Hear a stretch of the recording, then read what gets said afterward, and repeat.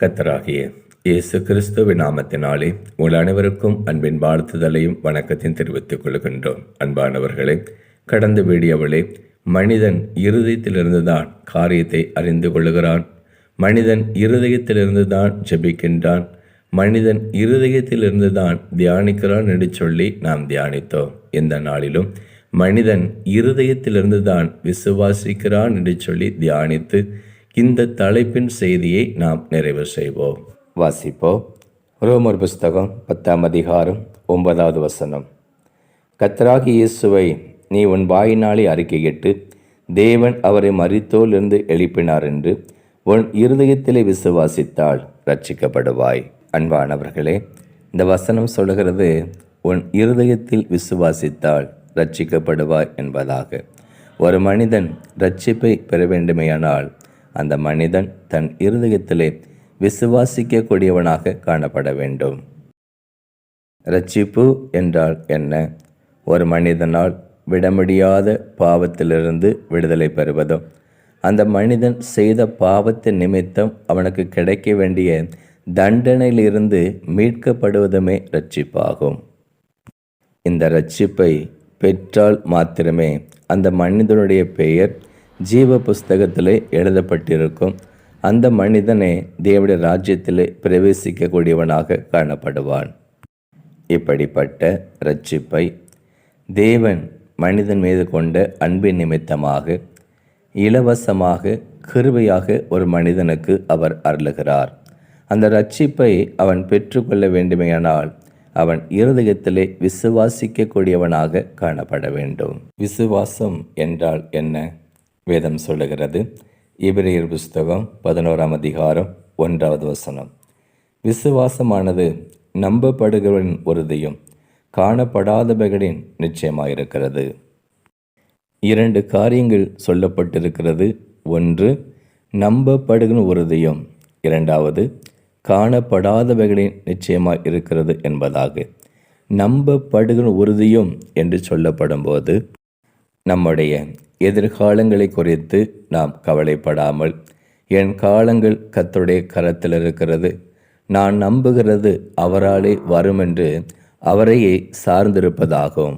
காணப்படாதவர்களின் நிச்சயம் என்று சொல்லப்படும் போது நம்முடைய கிறிஸ்துவ வாழ்க்கை மரணத்தோடு முடிந்து வருகிற வாழ்க்கை அல்ல, அது மரணத்துக்கு பின்பும் தொடர்கிற ஒரு வாழ்க்கையாக இருக்கிறது.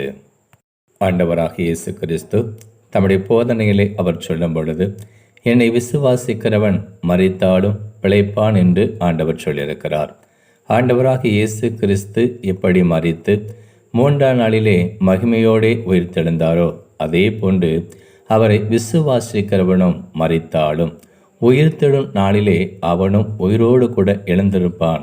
நாம் காண்கிற இந்த பூமி, இந்த வானம் ஒரு நாள் ஒளிந்து போகும். தேவன் ஒரு நாளிலே புதிய வானத்தையும் புதிய பூமியையும் சிருஷ்டிக்க இருக்கிறார்.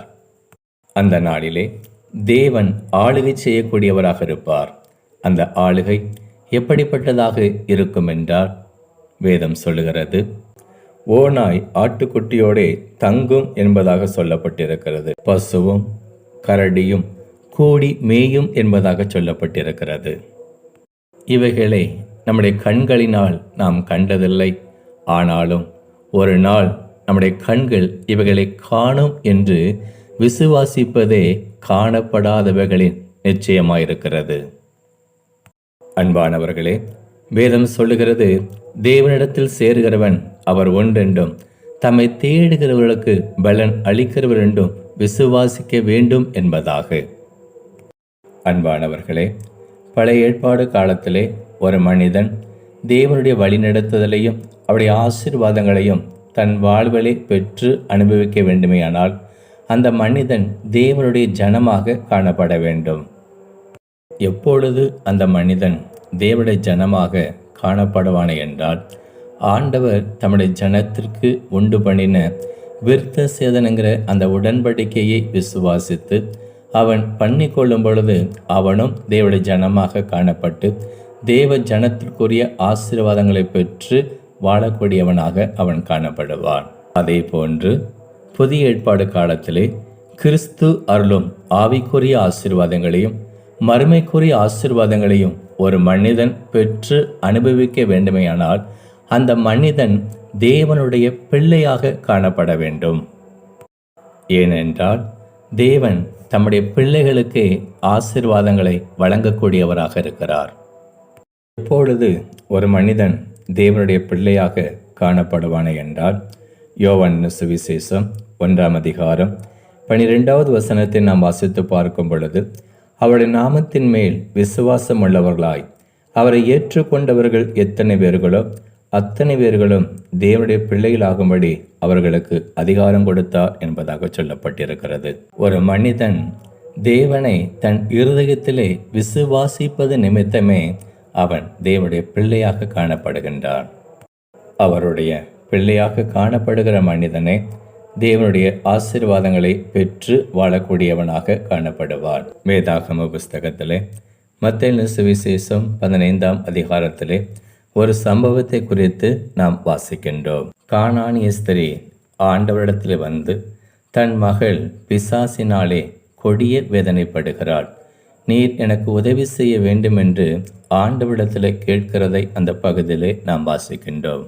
ஆண்டவர் அந்த ஸ்திரியை பார்த்து சொல்லுகிறார், பிள்ளைகளின் அப்பத்தை எடுத்து நாய்க்குட்டிகளுக்கு போடுகிறது நல்லதல்ல என்று சொல்லுகிறார். இந்த வசனத்திலே நாம் ஒரு காரியத்தை நாம் கற்றுக்கொள்ள வேண்டும்.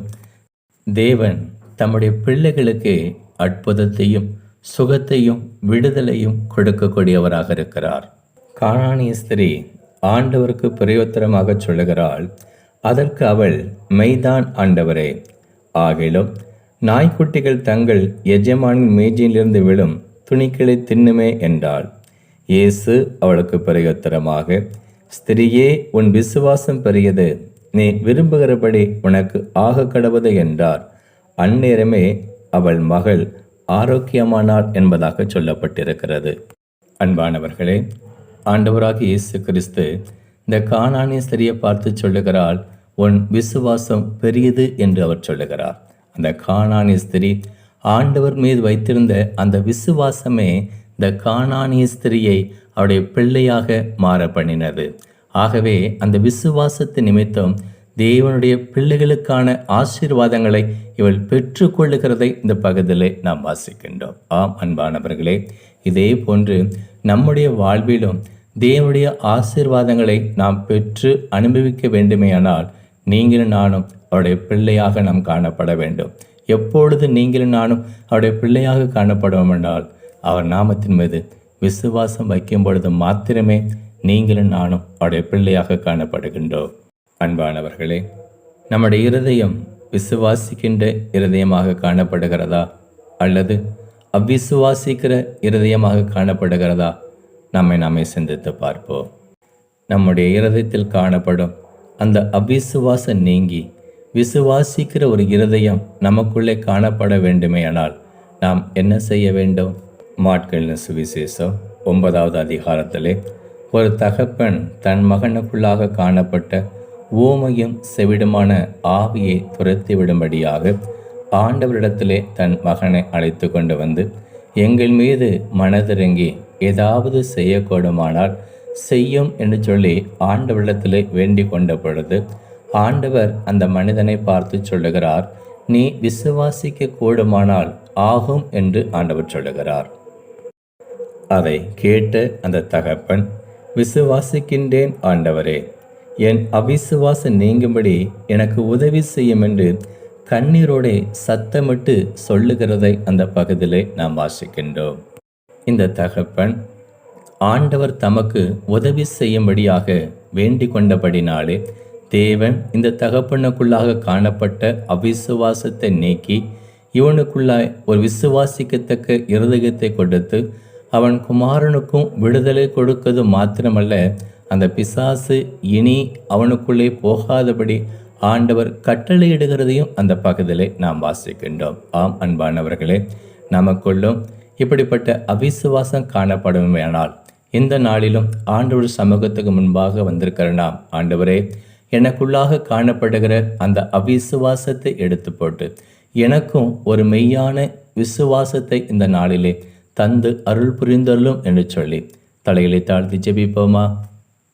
அன்பும் இறக்க நிறைந்த எங்கள் அன்பின் பரலோக பிதாவே, நீங்கள் தந்த இந்த ஆசீர்வாதமான நல்ல நாளுக்காக ஸ்தோத்திரம் அப்பா. என் தகப்பனே, விசுவாசம் இல்லாமல் உமக்கு பிரியமாக இருப்பது கூடாத காரியமாண்டவரே. என் தகப்பனே, இந்த நாளிலும் நாங்கள் விசுவாசிக்கிற பிள்ளைகளாக காணப்பட கர்த்தர் எங்களுக்கு அனுகிரகம் செய்யும்படியாக ஜெபிக்கிறோம். எங்களுக்குள்ளாக காணப்படுகிற அந்த அவிசுவாசத்தை எடுத்துப்படுவீராக சுவாமி. கர்த்தாவே, எங்களுடைய இருதயம் விசுவாசிக்கின்ற இருதயமாக காணப்பட தூய ஆவியானவர் தாமே இந்த நாளிலே எங்களுக்கு கிருபை செய்யும்படியாக ஜெபிக்கிறோம். எங்களை தாழ்த்தி அர்ப்பணித்து ஜெபிக்கிறோம். பொறுப்படுத்திக் கொள்ளும் இயேசு கிறிஸ்துவின் நாமத்தில் ஜெபிக்கிறோம்.